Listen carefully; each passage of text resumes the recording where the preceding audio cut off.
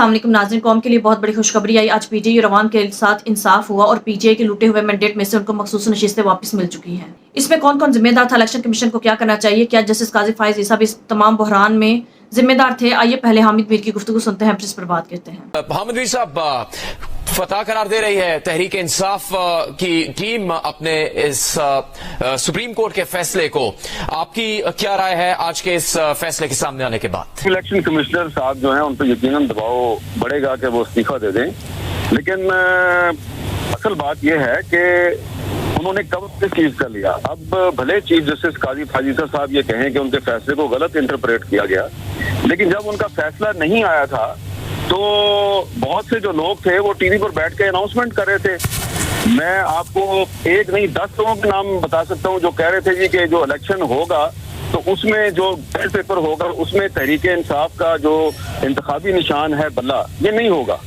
और बड़ा मुक्का लहरा के टीवी की स्क्रीन पर ये बात की जाती थी। वो लोग बाद में सेनेटर बन गए, बाद में वो लोग वो इलेक्शन में उन्होंने हिस्सा लिया, कोई उनमें से जीत भी गए। तो जो काजी फाइज ईसा साहब का जो डिसीजन था, ठीक है, वो आप कहते हैं कि मेरे डिसीजन को गलत इंटरप्रेट किया गया है, लेकिन उनका जो डिसीजन था उसकी अनाउंसमेंट तो ऐसे लोग कर रहे थे जिनके बारे में ये तासुर है कि वो ताकतवर लोगों के बहुत करीब है।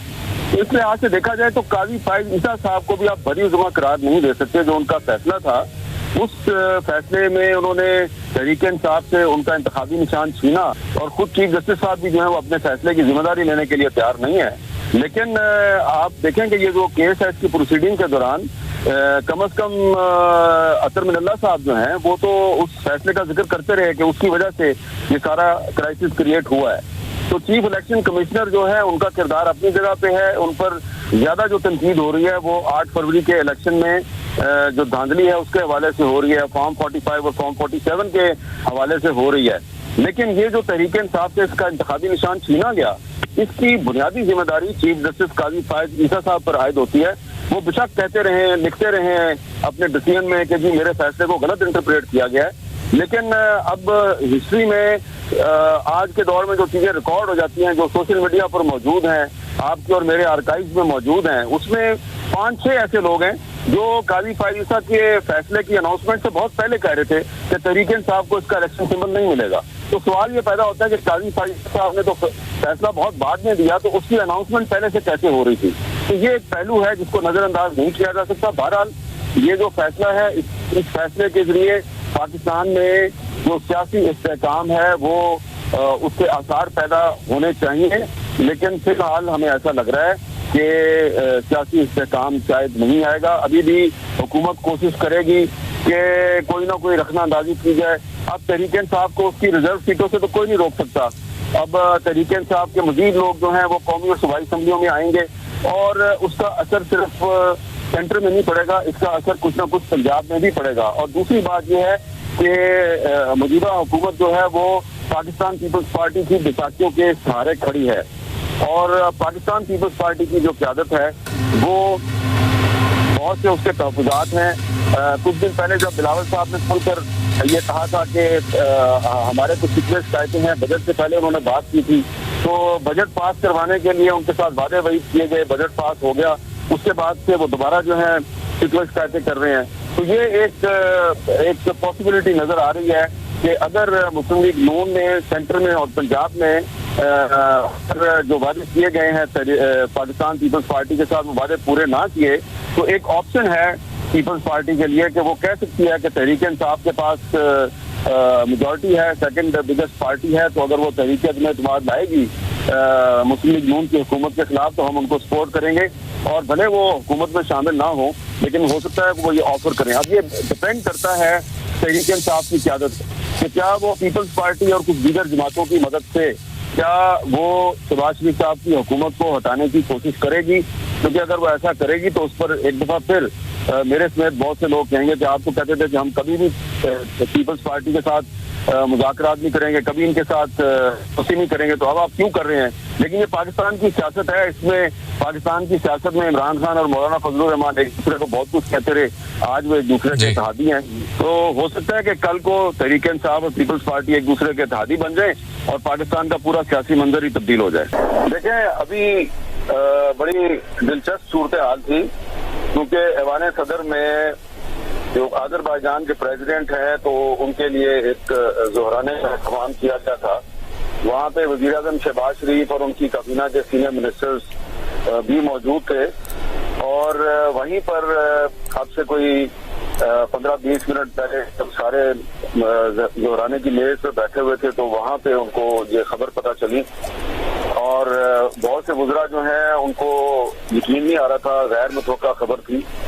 तो वज़ीर कानून आज़म नज़ीर तारड़ साहब जो हैं उन्होंने फिर इसको चेक करवाया तो उन्होंने कहा जी खबर दुरुस्त है। तो वहाँ पे काफी मायूस लग रहे थे सारे जो वुज़रा थे।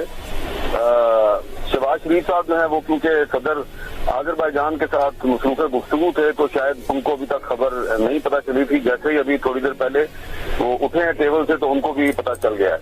लेकिन इंटरेस्टिंग बात यह है कि जब ये ज़ोराना अभी शुरू नहीं हुआ था तो जो इसमें इस ज़ोराने में जो शुरका मौजूद थे जिनमें से अक्सर का ताल्लुक सियासत से और ब्यूरोक्रेसी से था, सबको पता था कि डिसीजन क्या आने वाला है, और कोई मैं एक भी बंदा ऐसा नहीं मिला जो ये कह रहा था कि जी डिसीजन जो है वो हुकूमत के हक में आएगा। लेकिन अजीब बात यह है कि जितने भी वुज़रा थे उनका ये ख्याल था कि डिसीजन उनके हक में आएगा, इससे उनको मायूसी ज्यादा हुई। लेकिन अब असल सवाल ये पैदा होता है कि एक यकीनन इसमें डिबेट तो जनरेट होगी, क्योंकि जो वज़ीर कानून थे आज़म नज़ीर तारड़ साहब, उनका ये ख्याल था कि ये आइन के मुताबिक फैसला नहीं है, ये एक पॉपुलर डिसीजन है। तो उससे मैंने ये अंदाजा लगाया कि हो सकता है कि हुकूमत जो है वो इस पर कोई ऐसा मौका अख्तियार करे, हालांकि फुल बेंच का फैसला है, उसमें वो उसको रिव्यू पिटिशन में जा तो सकते हैं लेकिन उनको फायदा नहीं होगा। लेकिन जो ज्यादा जो असल जो बात है वो ये है, जिस पर ज्यादा गुफ्तगू हो रही थी कि क्या इस फैसले के नतीजे में पाकिस्तान में सियासी बहरान खत्म होगा या नहीं होगा, ये है असल बात। क्योंकि पहले ये ख्याल था कि अगर फैसला हुकूमत के हक में आता है तो बहरान शदीद हो जाएगा, लेकिन अब सवाल ये है कि अब फैसला तो हुकूमत के खिलाफ आया है, तहरीक इंसाफ के हक में आया है, तो क्या अब जो सियासी बहरान है वो खत्म हो जाएगा? अगर तहरीक इंसाफ को उसकी रिजर्व सीट्स मिल जाती हैं तो उससे हुकूमत जो है वो कोई कॉन्स्टिट्यूशनल अमेंडमेंट करने की पोजीशन में नहीं रहेगी, तो हुकूमत की सियासी और आईनी हैसियत कमजोर हो गई है। तो इसका पाकिस्तान को फायदा होगा, नुकसान होगा, मुल्क में स्टेबिलिटी आएगी या नहीं आएगी, ये है असल सवाल।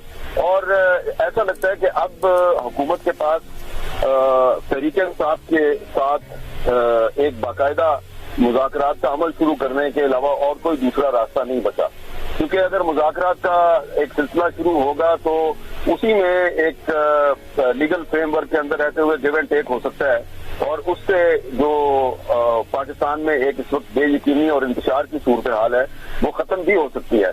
लेकिन जिस तरीके से अभी थोड़ी देर पहले जो बहुत से वुज़रा हैं वो तवक्को लगाए बैठे थे कि जी काजी फायज ईसा साहब जो हैं जजेस की अक्सरियत उनके साथ है और फैसला हमारे हक में आएगा, और बाकी जितने भी ब्यूरोक्रेट थे और डिप्लोमेट थे और बाकी लोग थे वो कुछ और सोच रहे थे। तो ऐसा लगता है कि ये हुकूमत और इसके वुज़रा जो हैं वो ज़मीनी हक़ाइक़ से बिल्कुल दूर थे और शायद अभी भी दूर हैं। उन्हें चाहिए कि वो ग्राउंड रियलिटी के अपने आप को करीब लेके आए।